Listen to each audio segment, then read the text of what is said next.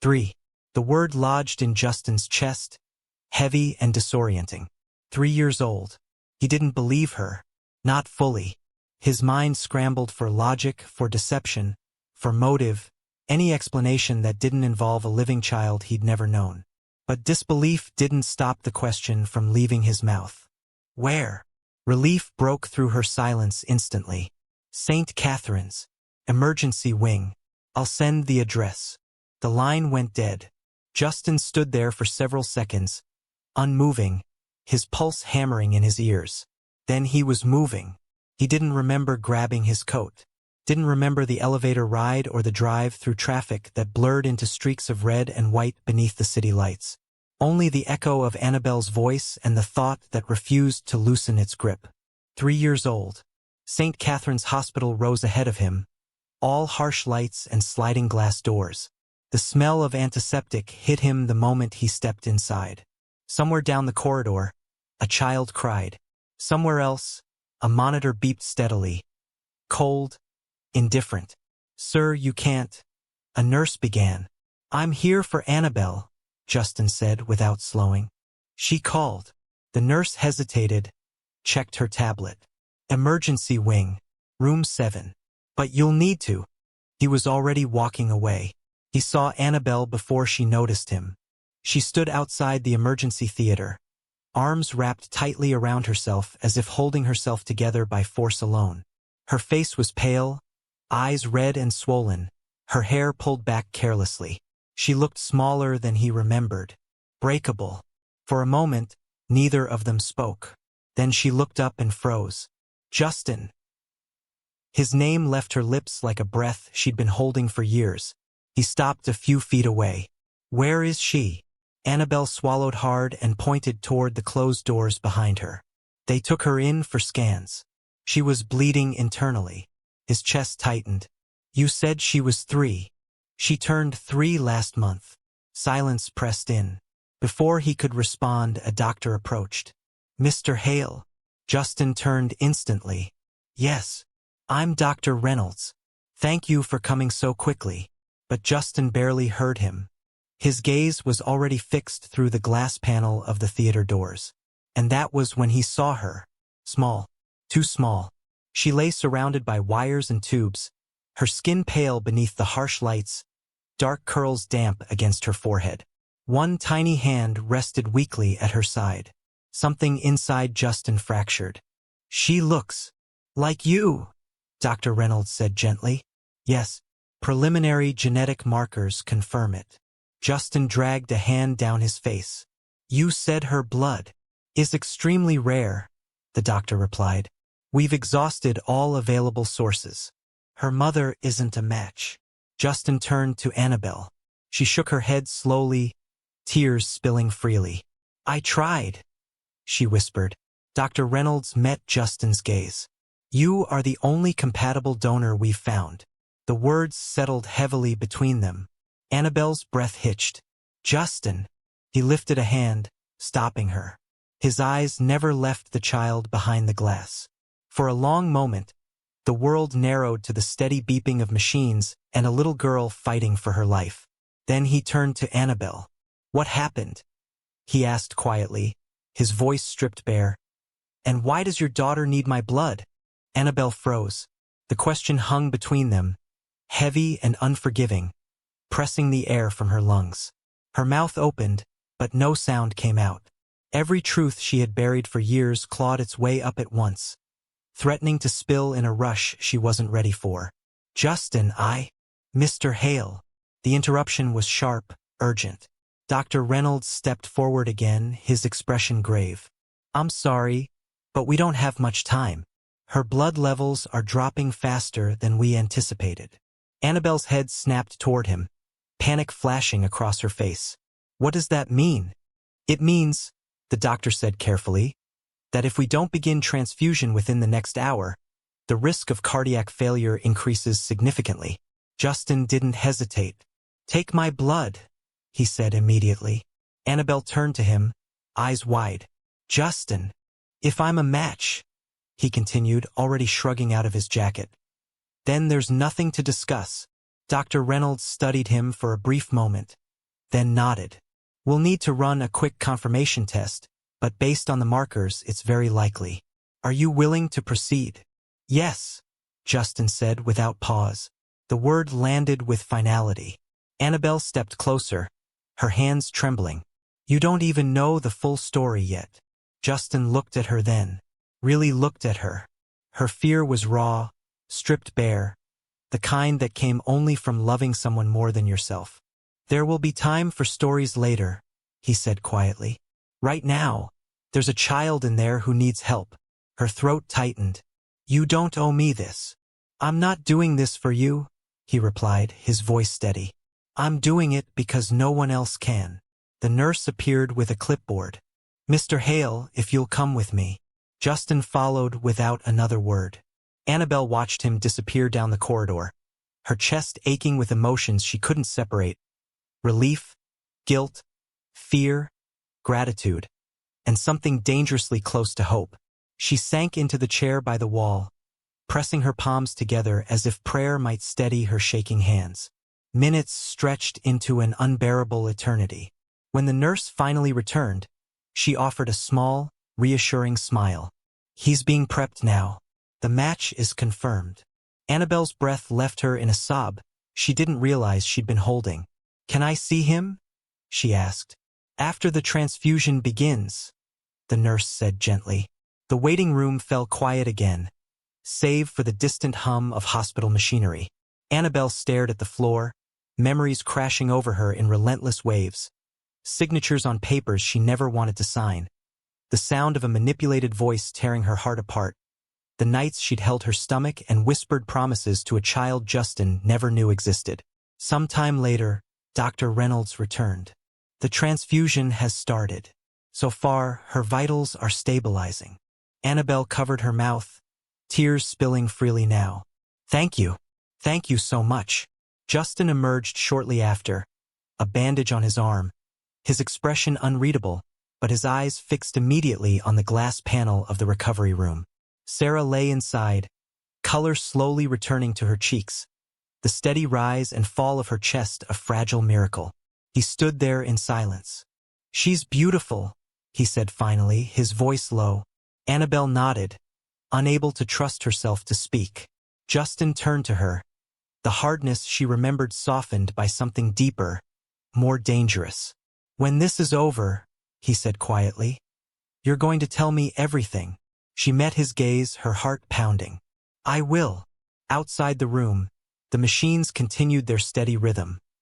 Life flowing from father to daughter, binding them together in a way neither of them could undo. And for the first time in years, the truth had nowhere left to hide. The room was hushed in the way only hospital rooms ever were.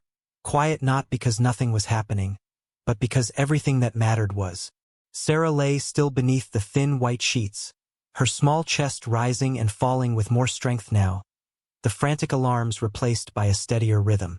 The bag of blood hung beside her, crimson against sterile white, the line feeding life back into her fragile body.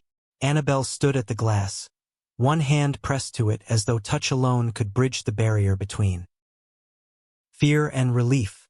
Her knees felt weak, her entire body caught in a suspended state between collapse and hope. Dr. Reynolds adjusted a monitor, then finally nodded. Her vitals are stabilizing. Blood pressure is improving. Heart rate is coming down. Annabelle exhaled a breath that felt like it had been trapped inside her chest for years. She's going to be okay? She's responding very well, he said gently. We're not out of the woods yet, but this transfusion made all the difference. Justin stood a few steps behind her, silent. The color in his face was slightly paler than usual, the bandage on his arm stark against his dark sleeve. But his eyes never left the child in the bed. My blood, he said quietly, almost to himself. Dr. Reynolds glanced at him. Yes, your compatibility likely saved her life. The words landed with weight. Justin swallowed. Can I see her? The doctor hesitated, then nodded. Briefly. Annabelle turned, startled. Really? Just for a moment, he clarified. Inside the room, the air felt heavier, charged with emotion that had nowhere to go. Justin stepped closer to the bed, his movements careful, restrained, as if he were afraid sudden motion might shatter the moment. "She's so small," he murmured. Annabelle came to stand beside him, her voice barely above a whisper. "She was laughing this morning." Justin's jaw tightened. "What does she like?" Annabelle blinked. What makes her smile?" he said, still watching Sarah. "What does she love?" The question undid her. "Animals," she replied softly. "Especially dogs. And pancakes. She insists they taste better when they're shaped like stars." A faint smile tugged at the corner of his mouth before he could stop it. "She has dimples?" he asked. Annabelle nodded. "She gets them when she laughs." Silence fell again, thick but not hostile, just full. Sarah shifted slightly, her fingers twitching. Annabelle gasped softly, instinctively stepping forward.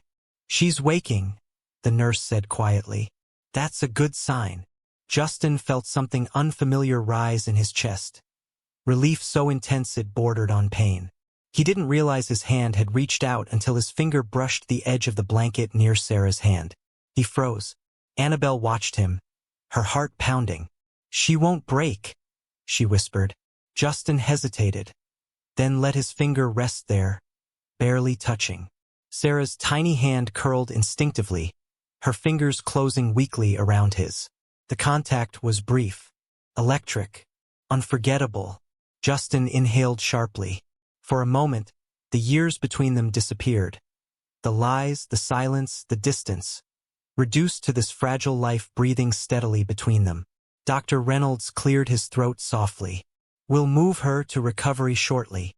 Justin withdrew his hand slowly, as though letting go took effort. He straightened, composure slipping back into place, but something in his eyes had changed. Outside the room, the tension lingered, unresolved and heavy. Annabelle broke the silence first. "Thank you." Justin looked at her, really looked at her now. Exhausted, tear-streaked, fierce in a way he hadn't understood before. "She's alive," he said quietly. "That's what matters." But as he glanced back through the glass at Sarah, one truth settled heavily in his chest. Whatever came next, his life would never be the same again. Justin remained by the glass, his presence steady and unyielding, as though moving even an inch farther from the room might break whatever fragile balance had just been restored. The steady rhythm of the monitors filled the silence between them, each beep a reminder that Sarah was still here, alive. Annabelle lowered herself into the chair beside him, exhaustion finally catching up to her. For a long moment, neither of them spoke. The truth pressed heavily against her chest, demanding release now that there was no longer anywhere left to hide. "You left," he said finally, his voice low but sharp enough to cut. "You left me while you were carrying my child." Annabelle flinched. "You didn't just walk away," he continued, turning to face her now. "You erased me. You told me you aborted my child. You denied me the right to be a father, denied her the right to know me." His voice rose despite his effort to control it. "Even if you stopped loving me, you had no right to do that." Tears welled in Annabelle's eyes, but her spine straightened. "You're wrong," she said, her voice trembling but firm. "You're wrong because you were the one who ended it." Justin laughed, short and incredulous. "I asked for a divorce?" He shook his head. "I never." "Your father came to me," she cut in, "while you were away. He brought divorce papers, signed, notarized. He told me you wanted it finalized immediately." Justin went still. He played a voice note. Annabelle went on, the words spilling now, years of silence breaking loose. "Your voice, saying you didn't want the pregnancy, telling me to sign the papers and end it." "That's a lie," Justin snapped. "I never said that. Never." "And then," she continued, her voice breaking, "he showed me pictures. You, with another woman. Intimate. Close.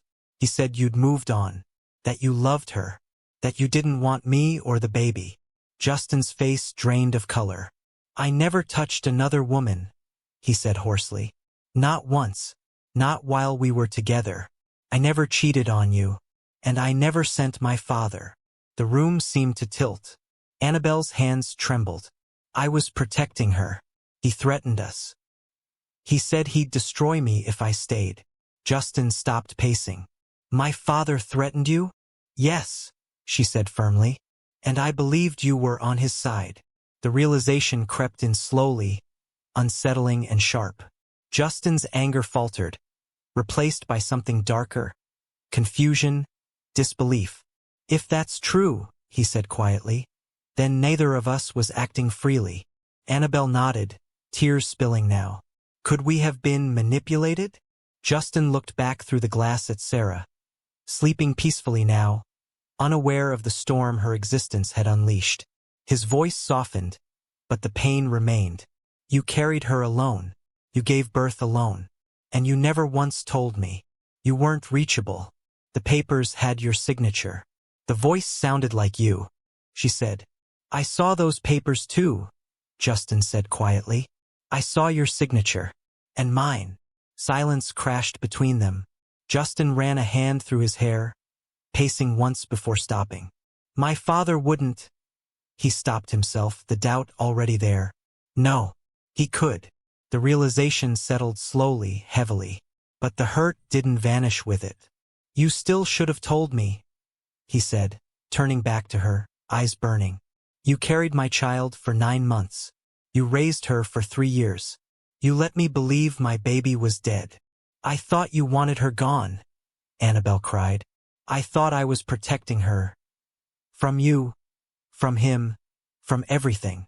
He closed his eyes briefly. When he opened them, his resolve was unmistakable. Whatever the truth is, I'm going to find it. When my father gets back from his vacation, I will confront him. Annabelle looked at him, uncertain. Justin, there's one thing you need to understand, he interrupted, meeting her gaze squarely. No matter what happened between us, you do not get to keep my daughter from me, ever again. If you enjoyed this story, don't forget to like, comment, and subscribe. Your thoughts mean a lot to me. And trust me, the next part will be even better. You won't want to miss it. Turn on the notification bell so you're the first to know.